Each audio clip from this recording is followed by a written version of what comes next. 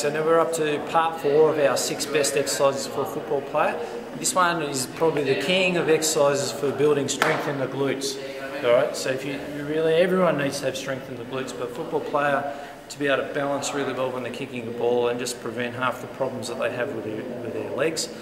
Nearly every single case we see with injuries, there's some sort of glute dysfunction. Alright, so Dylan's going to show you how we do our single leg deadlift.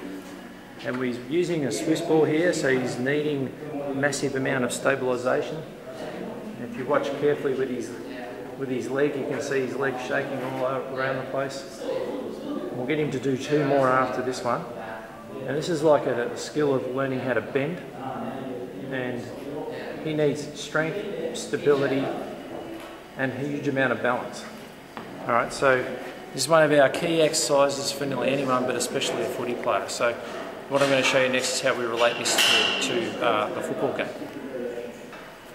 Alright, so we're going to show you how we use the single leg deadlifting action to relate to the game of football. We're sort of going to exaggerate this, but it's a bit like taking the game and putting it into slow motion, but usually we find people who have injuries or problems with the leg can't do this at all. Alright, so we'll watch Dylan do it.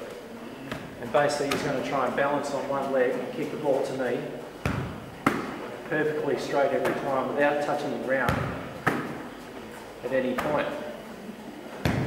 We'll get one more out of him. Perfect, there you go. Alright, so this is a great exercise in improving kicking, and staying balanced to deliver the ball exactly where you want it to go. Alright, so I'll see you on the next video where we work on a bit on agility.